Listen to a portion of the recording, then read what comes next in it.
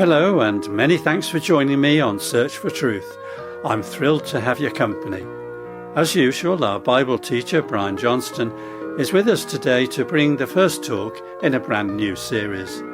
Brian's given the series the title Weird, not because it is, but you'll discover the meaning of the acronym WEIRD towards the end of this 8-part series of talks. This time, Brian discusses how modern ideas in the Western world were shaped by Christian values. Here's Brian. Thanks, John. In recent decades in the Western world, we've seen a retreat away from Christian beliefs. But what if the prized values of the West could be shown to be fundamentally Christian values? What if the Western world has retreated away from Christian beliefs, but without leaving behind its Christian values? What if those things that we refer to as human rights have been left behind by the retreating tide of Christianity?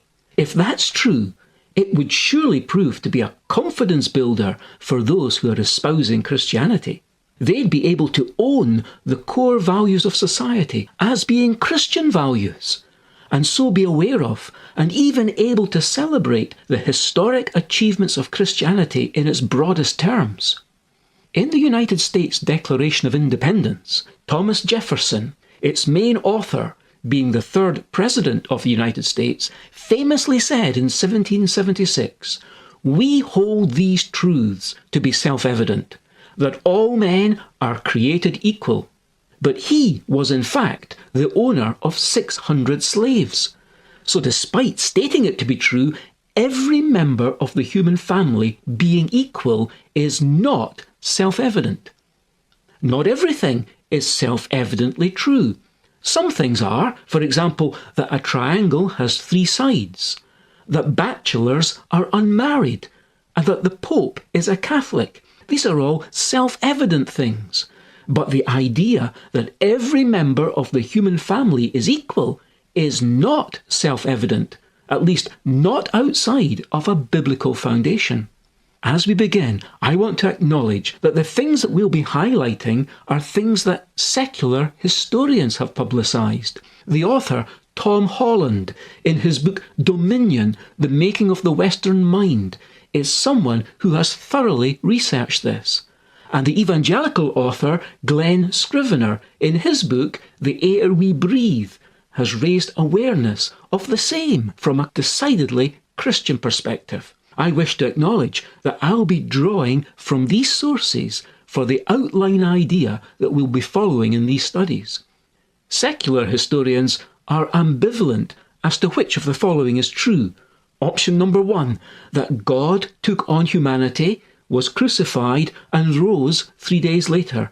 Or option number 2, that humans invented this story, regarded by some as preposterous. But it still somehow reached into every facet of modern life and utterly transformed it. Either way, historians accept that the Christian story has shaped the modern Western world. And that's the historic conclusion that we're drawing attention to. For them, the historians, it's about choosing between 2 seemingly impossible things. Either, how can the Christian story be true? Or, how could it be so influential if it were not true? Agnostic historians choose to recognise the facts of history without necessarily believing the truth claims of Christianity. History would teach us that the scandal of the cross had tamed the Romans. But in the 19th century, the German philosopher Nietzsche expressed his preference for earlier Greek and Roman ruthlessness. His philosophy was later implemented by his compatriot Hitler, and that philosophy was that anyone regarded as unfit should not be helped to survive, but instead be forcibly eliminated. This was the view that said Christianity, by taking the side of the weak, infected all humanity, making it sick with suspicion for all that was strong. Darwin, Nietzsche, Hitler, all in sequence, opposed such fundamentals of the Christian faith as the oneness of the human race and the obligation to care for the weak. the moral equality of every member of the human family wasn't self-evident prior to the influence of Christianity. As philosopher Jordan Peterson, with some measure of grudging resignation, I think, has said, the Bible is, for better or worse, the foundational document of Western civilization. Someone who claims that he or she could never believe in anything supernatural is now faced up with a purely historical and factual challenge. And it's this, that the views they probably already hold are not natural. As Glen Scrivener has put it, just as fish don't notice that the water they are immersed in is wet, in a similar kind of way, we don't tend to recognise that human rights are Christian. In the end, as the cases of Nietzsche and Hitler showed us earlier, there may really only be two ideas to choose between. One is that a twisted, mangled corpse on a cross shows the glory of our Creator, with the only consistent alternative being Hitler's type of extreme fascism. It's a stark choice between the strangeness of the Bible story on the one hand and the most grotesque horror that turns everything into Auschwitz on the other. Now, curiously enough, Christianity is sometimes attacked as being unequal, cruel, coercive, ignorant, anti-science, restrictive and backward. Sometimes Christianity may give others an excuse to attack it, for it hasn't always been consistent with its own values. But the criticising world has to radically depart from its own values in order to attack Christianity. Because as we've already begun to hint, pre-Christian Greek and Roman ancient cultures were in fact the ones with such values as inequality and cruelty, etc. In the studies that follow, we will hope to see that biblical Christianity is the source of the Western values that we cherish so highly today. Let's briefly comment on 7 of them. First of all, equality. That's equality in moral value for every human. This we'll see is rooted in the creation narrative of Genesis chapter 1. Second, compassion, as in society being judged by its treatment of its weakest members. We learn from the endorsed example of the biblical King Josiah that care for the vulnerable defines what it means to know God. Third, consent. The powerful have no right to force themselves on others. It was the Apostle Paul in 1 Corinthians chapter 7 that brought consent into the bedroom. Fourth, enlightenment. Education for all is the key to transforming society. The Bible book of Proverbs advocates the instruction of children and the value of acquiring wisdom. Fifth, science, the ability to understand the workings of the universe. Psalm 19 begins by describing the heavens as declaring the glory of God. The devout astronomers said long ago that they were thinking God's thoughts after him. Sixth, freedom. No one is the property of another person for them to exploit. The Old Testament regulated the existing practice of people keeping slaves. And the New Testament condemns slave traders, 1 Timothy 1:10. Seventh, progress, the drive to make society better, ridding it of evils. The famous teaching of Jesus Christ was, love your neighbour. This distinctive outlook of the West has its roots in Christianity. Used with some tact, these are conversation starters for evangelism in a secular culture. A man called into our local church service recently and said he'd woken up to the fact that he'd spent a lot of his time lost. I asked him what had alerted him to this, and he said it was the realisation that the values of the West are fundamentally Christian. The research of secular historians had revived his faith in Christianity. Jesus loves me, this I know, for the Bible tells me so. Little ones to him belong, they are weak, but he is strong. Yes, Jesus loves me, yes, Jesus loves me, yes, Jesus loves me.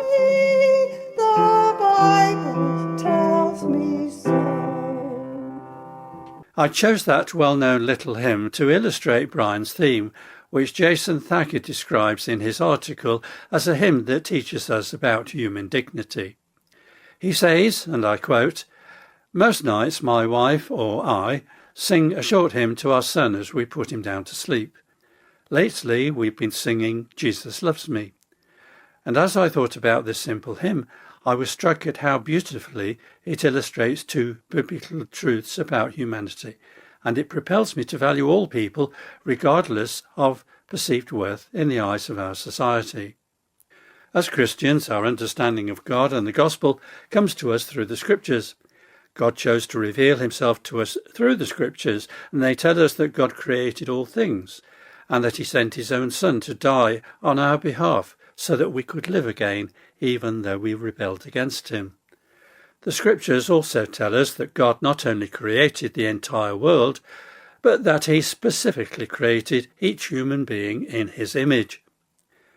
We believe that all people are valuable and deserving of our love and protection, because each are given the imprint of our Creator God. And this simple hymn illustrates this truth. To root our pro-life convictions anywhere but the scriptures misses the foundation of those positions. Without a scriptural basis for our pro-life ethic, our stance can easily devolve into an arbitrary worth that can shift throughout the generations based on our feelings at the time. Our strength and our abilities don't determine the value or dignity of our life. The hymn says, "Little ones to him belong. They are weak, but he is strong." And one of the great tragedies in society is that our value and dignity is often based on our strength, abilities, or what we can contribute to society. But the biblical understanding of worth and dignity is not dependent on our abilities or strength. The scriptures tell us that every human is completely dependent on God for our life. He is the one who created us, gave us life, and sustains our every moment. Simply stated, we are nothing outside of God's sustaining power, for in him we live and move and have our being. This hymn illustrates this truth by saying, "Little ones to him belong, they are weak, but he is strong." Our worth and dignity is solely dependent on our worth in the eyes of our Creator God, who created us in his image for his own glory. The author, Anna Bartlett Warner, understood these truths and sought to remind us that the scriptures are the basis for our beliefs in human dignity. Her song lives on, proclaiming that Jesus loves me, this I know, for the Bible tells me so. Little ones to him belong, they are weak, but he is strong. Now, as usual, I remind you there's a free book which accompanies this series, which can be yours if you write in by post or email. We'd also be pleased to hear any comments or questions you might have after listening today. I'll be giving you the contact details shortly if you've a pen and paper to hand, and the talk you've heard today is also available to download via the internet in audio or text format. Just ask for Weird. As I say, you can do this by email or by post, and here's our address. Search for Truth, Hayes Press, The Barn, Flaxlands, Royal Wootton Bassett, Swindon, SN4 8DY, UK. Our email address is sft@churchesofgod.info.